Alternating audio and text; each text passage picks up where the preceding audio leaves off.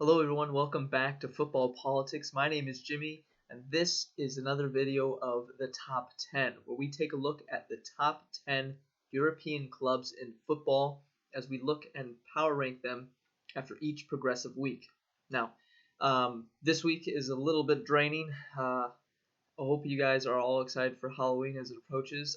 I myself have just given blood today, so a little bit tired and exhausted from the long day, but here we go. We're going to get back into it. And if you hadn't already guessed who last week's 10th place was, you'll definitely find out this time around, as I left it to everybody to guess last week. So if you'd like to take a minute, pause, go ahead and take a look at last week's video. Otherwise, we're going to move forward and look at this week. So here we go. We're going to review last week's top 10. And in order, we had Bayern in first, RB Leipzig in second, Sevilla in third, Real Madrid in fourth, Rennes in fifth, Juventus in sixth, Zenit St. Petersburg in seventh, Atalanta in eighth, Atletico Madrid in ninth, and the one who got left a little bit shy, it was 10th, is Barcelona. We had on the cusp were Inter, PSG, and Spurs, and who were knocked out were Porto, Ajax, and Liverpool. So this week we're going to go ahead and get right back into it and see what has happened as Champions League group stages are finally underway, as well as Europa League.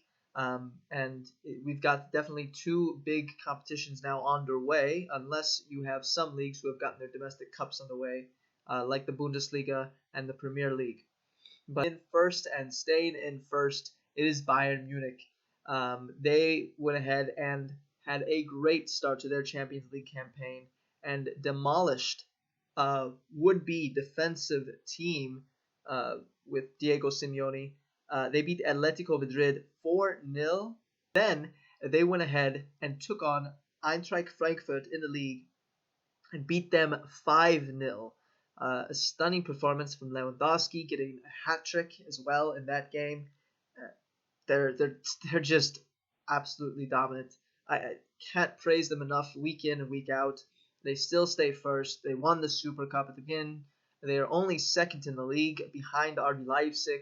That's basically their only fault as of right now. They're having a almost perfect season. And coming back from that loss to Hoffenheim earlier in the season, definitely showcasing why they are and should be number one. Moving forward, we have number two. We have RB Leipzig. They got their Champions League campaign underway, and you'll see all of these top 10 have got their Champions League campaigns underway. If they're in Europa League, it's going to take a little bit more time for me to see them move up in that competition, for me to grant them places in the top 10, or if they are dominating their league. So we have RB Leipzig in second, and they took on Istanbul Başakşehir, and they beat them 2-0. I apologize if I just butchered that name pronunciation. I apologize. And then in the league, they took on in the derby, they beat Hertha Berlin 2-1. They still sit first in the league, atop of everybody, including Bayern Munich. Off to a great start, leading their Champions League group. It's only the first game. Some teams are facing their would-be rivals in that group who would be also poised for first or second. Others have faced the team that we all knew would possibly be getting last in their group. So mixed bag, but good start either way with the win. Moving to third, we have a bump up. We have Juve, who beat Dynamo Kiev 2-0, and then drew to Hellas Verona 1-1. So they sit fifth in the league right now. Another draw for Pirlo's team. He is without a couple of players, and there are some people still trying to get the swing of things with this new coach mentality. But they are doing very well. They got their much-needed win in the Champions League for right now. That is what's most important, and they have time enough to improve in the league and get the necessary results going forward. If this was later in the league, we'd be looking at trouble spots, but this early on, draws are not going to really be that much of a downer It's when they're losing games they should be winning or at least drawing. That is when there starts to become a worry. So still doing very good. Again, got their win under the belt in the Champions League group stage. They move up into third for me this week. Into fourth, we have Real Madrid.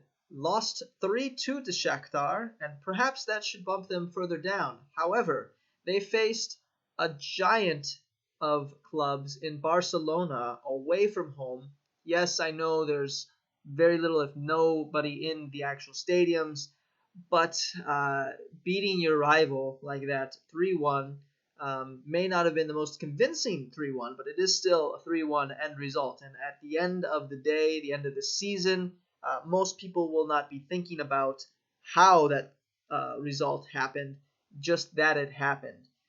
So a big result for Real Madrid to doing that. And yeah, they have time still to improve in the Champions League group stage, but it's definitely a worrying sign. Perhaps if they at least get the draw, but they were quite shaky that first half.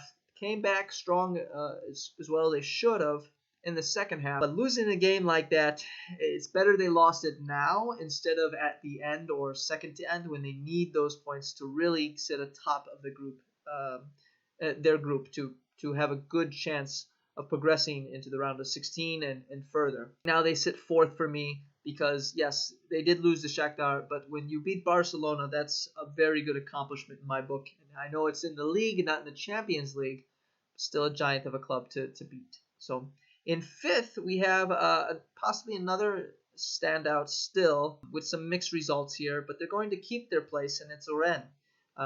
They're in fifth this week still, and they're going to draw 1-1 against Krasnodar in their group. A hard-fought win, which I think they should have come away with the win. They definitely pressed Krasnodar all the way, and we really got to see their quality. If you haven't been able to watch them in the league or followed their campaign last season, this Champions League game really showed their grit. Again, they got the 1-1 draw, but they probably should have won it.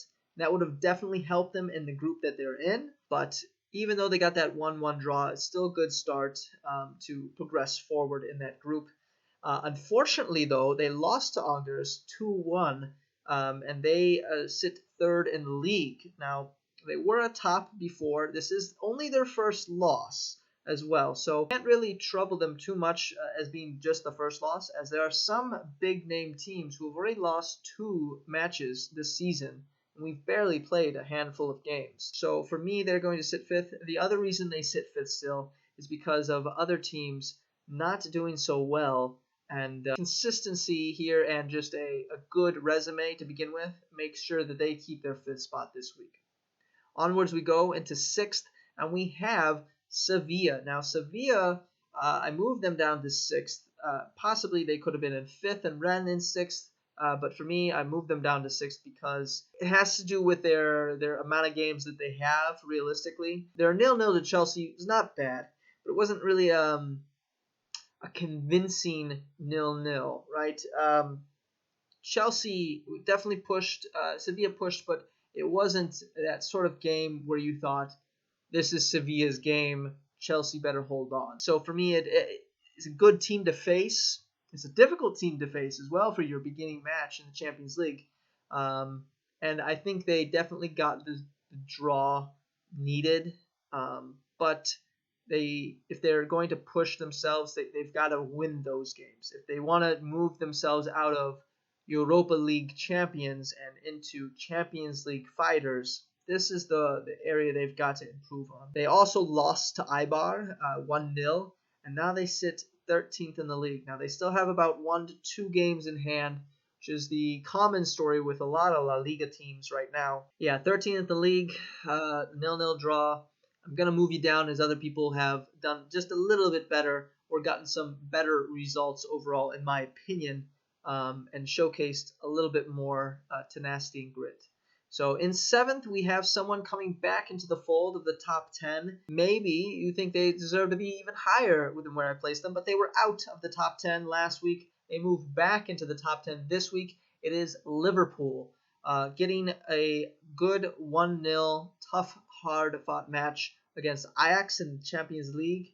And then they beat Sheffield United 2-1 in the league as well. They currently now sit second in the league, only behind Everton at the moment. They're Merseyside rivals.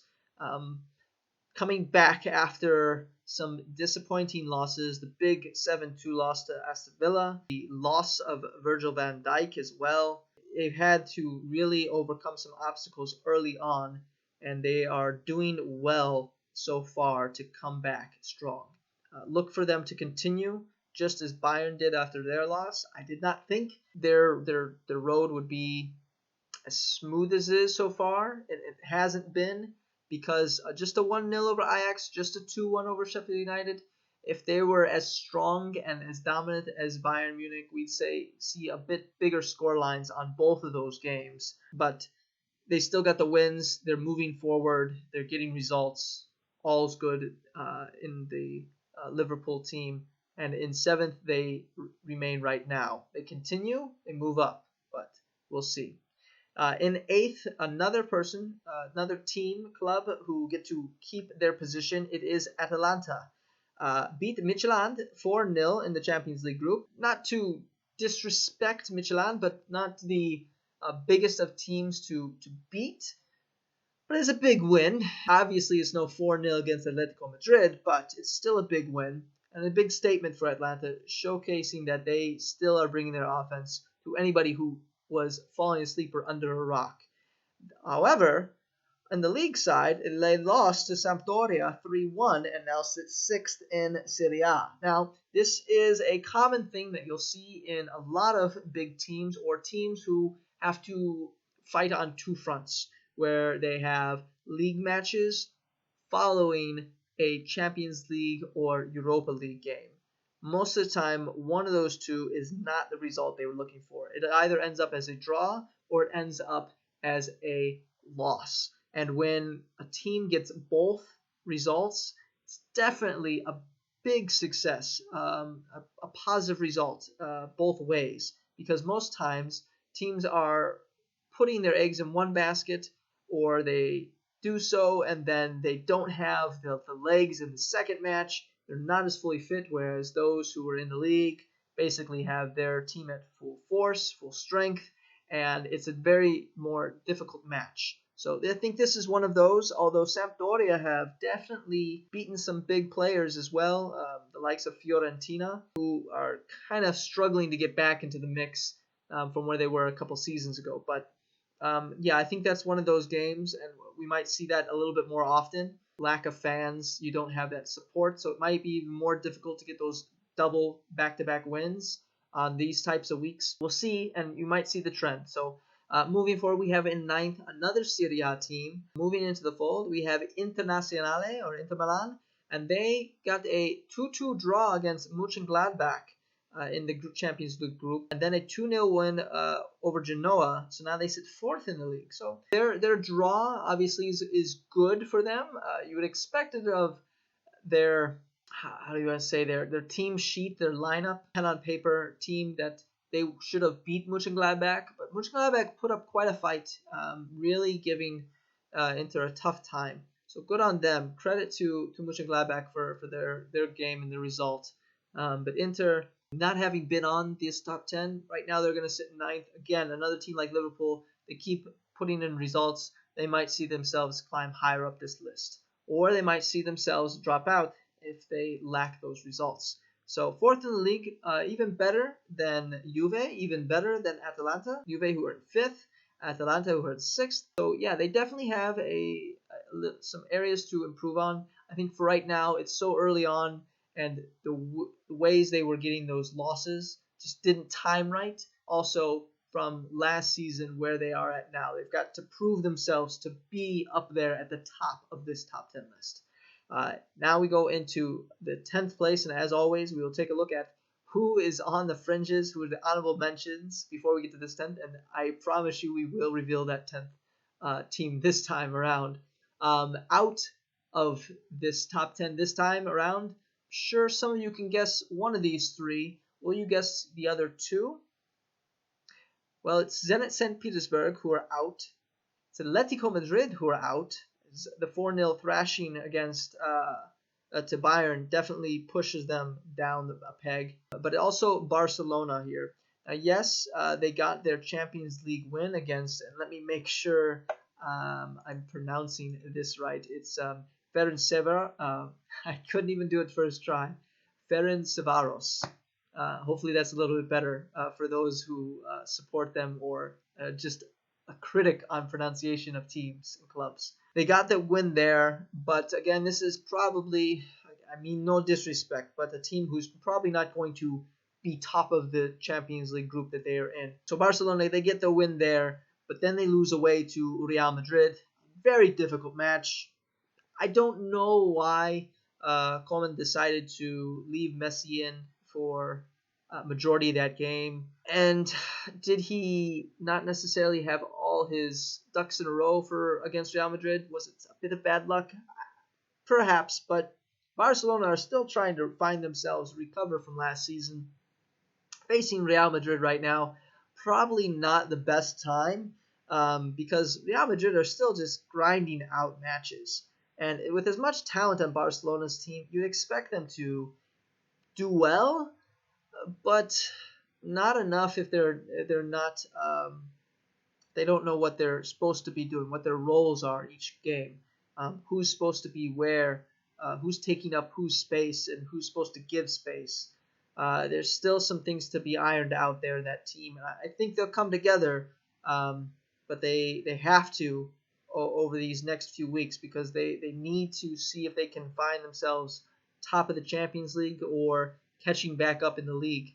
Now, it's true they might actually decide to put their eggs in one basket, as we've said before, in the Champions League, and the league just becomes a place to impress with the young talent that they have, give extra playing time here and there, and rest who needs to be rested appropriately. We'll see how that goes, but a good result on the group stage, not so much in the league, and for me, being that they were in 10th last time around, I have to push them out as there are some other teams who were definitely doing even better this last week. We obviously had Liverpool, we had Inter, and in 10th, we finally get to see Manchester City. Manchester City, they beat FC Porto 3-1. That's another big player that we had in the top 10 before. I mean, that's a good win. They also drew 1-1 against West Ham. And they probably should, if they're going to compete for the league, they've got to win. They've got to win those tough matches. We saw tonight Spurs get that 1-0 gritty win against Burnley. And Manchester City can do the same. That they can definitely fight for the league. Again, they've got a lot of time. This is a marathon of a league. It's not a sprint. But just a bit of worrying signs. Are they tired from last season? We spoke about, will Liverpool be able to challenge again for the league? Will they be as hungry? Will there be that same drive after you've accomplished what you want, right? They got the Champions League, they got the league. Can you go again? Can you push?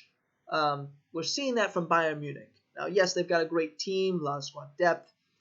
They don't have a serious injury. Imagine if Lewandowski had the same injury as Virgil van Dijk.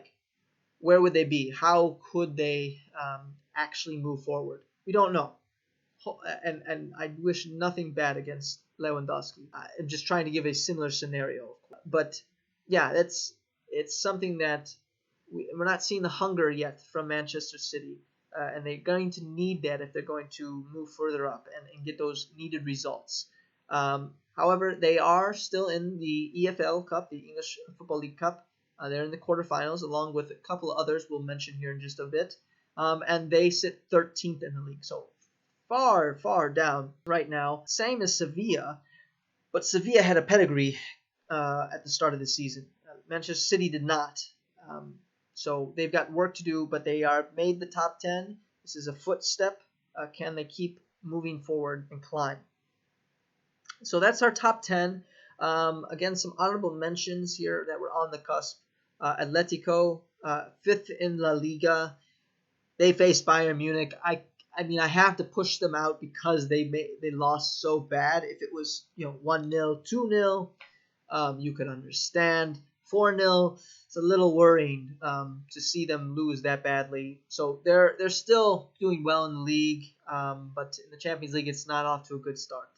Barcelona, they're also here because they got their Champions League off to a good start. They're 12th in the league with, again, 1 to 2 games in hand, but they gotta be knocked down when the likes of Liverpool, Inter, Man City are doing their thing. Also, we have PSG, who actually are now top of Ligue 1. Now, some may say, well, no surprise, they were going to get there anyway, but they still had to work for it. They still had those 2 early losses.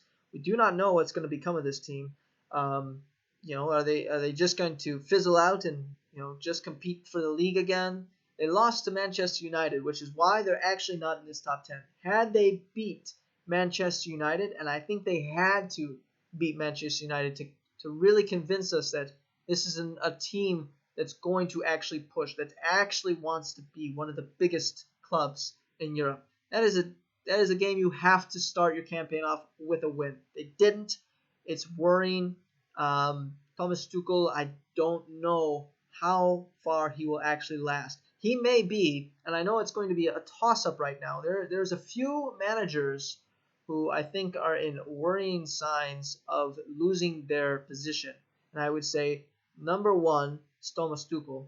Number 2 is Ronald Koeman, who has already been put in a very difficult situation as is. But again, another one who's up there. And then we have Ole Gunnar Solskjaer, who actually, if not had gotten the win against PSG, there would definitely already be some big talks. There was after the loss to Spurs, but those are the 3 managers who I think are in very, very murky water right now. And while they are also on the cusp because of their win against PSG, they are 15th in the league, very, very far down right now. They are still in the EFL Cup quarterfinal, just like Manchester City, just like Spurs as well. So 3 big teams there, along with Arsenal. But Arsenal aren't in the Champions League, and neither are Spurs. So Manchester United get a little bit more of an advantage there because of that. And that is there are 2 last teams I want to mention, and that is Lazio, who are having very similar seasons to Atalanta, where they're getting some up and down results, good ones and bad ones. But they have the room to improve. They are in the Champions League, so we could see some good stuff. They beat Borussia Dortmund, no small feat there, who I believe Dortmund sit 3rd in the Bundesliga. So Lazio definitely have a chance to get up there in the top 10 if some people slip, but it's going to have to be a few people who slip. And then last, this one's the hardest one to put on the cusp because they're going to be on the cusp for some time, and it's no fault of theirs. It's simply because they're in the Europa League and not the Champions League, where the group stage of the Europa League is definitely not as challenging as the Champions League to get out of. So if they make it past and get to the round of 32, are still, if they actually progress to the quarter or the semifinals of the EFL Cup and they are still doing well in the league, yeah, there's a very good chance they could pop into the top 10. But they've got a few games to get through and continue to show us that they deserve to be there.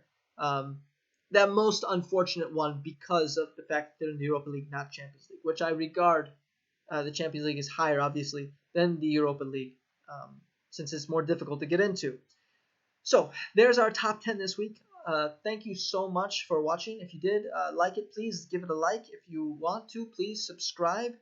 You'll get notifications as well when you hit the bell when I upload a video every week to get these top 10s made after each progressive week. So thank you again. I appreciate it, even if you just watched it for a brief time or the entire way through. And I hope you have a good morning, good day, good afternoon, evening, night, wherever you are. And we'll see you next time. Bye-bye.